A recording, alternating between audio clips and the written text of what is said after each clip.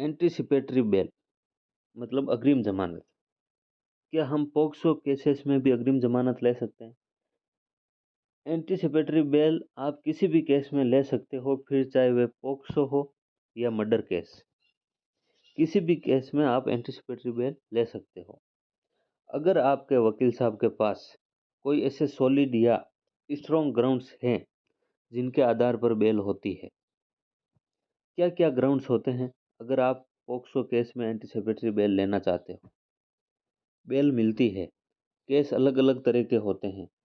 कुछ केसेस में सेक्शन 6 लगा होता है, कुछ केस में सेक्शन 4 लगा होता है, किसी किसी केस में सेक्शन 323 भी लगा देते हैं, लड़की के साथ मारपीट करना। दोस्तों, डिपेंड करता है सेक्शंस पर।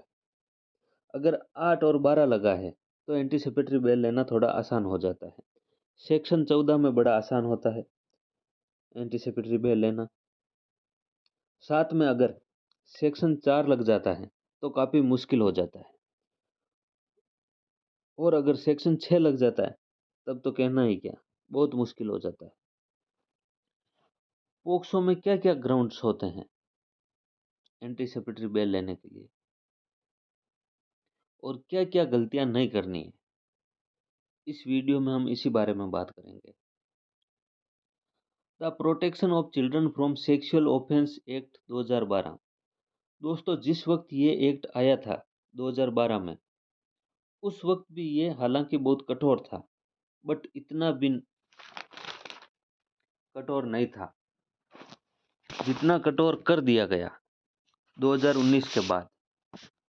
2019 में संशोधन हुआ, और संशोधन होने के बाद सजा को बढ़ा दी गई। अब बात करते हैं एंटीसिपेटरी बेल लेने की।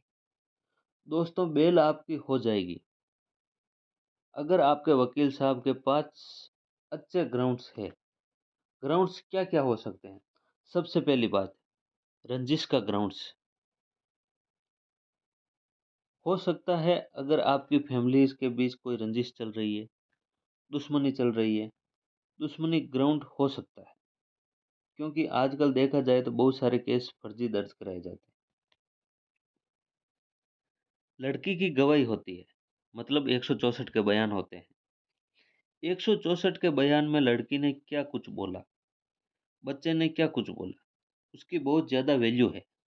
दोस्तों, पहली बात, जो एफआईआर में बोला गया है उससे क्या 164 के बयान भिन्न है? मतलब क्या अलग है, कितना बदलाव है, मतलब कितना फर्क आ रहा है दोनों के बीच में? क्या एफआईआर में बातें कुछ अलग लिखवाई गई है, 164 में कुछ अलग ही लिखवाई गई है? इन चीज़ों को आपको समझना चाहिए। सेशन कोर्ट में बेल लगाओ, नहीं होती है। हाई कोर्ट में लगाओ, सुप्रीम कोर्ट में लगाओ, नहीं होती है। जब आपके पास कुछ अलग से ग्राउंड्स आ जाते हैं तो आप दोबारा बेल लगा सकते हो। अक्सर जो फेक केस होते हैं वे वक्त के साथ साथ बदलते जाते हैं। जैसे अगर फेक केस है तो एफआईआर में कुछ लिखवाया गया होगा, जब लड़की ने स्टेटमेंट दी पुलिस स्टेशन में जाके, और जब 164 के बयान होंगे तब और बड़ा चढ़ाकर बोली जाएगी बातें। फिर आप बेल लगाओगे तब बातें और बड़ा चढ़ाकर बोली जाएगी। ये चीज़ें बड़ा चढ़ाकर बोलना भी आपका एक ग्राउंड बन जाता है। बाद में जब लड़की की गवाही कोर्ट में होती है तब आपके वकील साहब इसको क्रॉस करते हैं। आप अपने फैक्ट्स सारे अपने वकील साहब को बता दें, आपके वकील साहब बाकी सारी बातें संभाल लेंगे।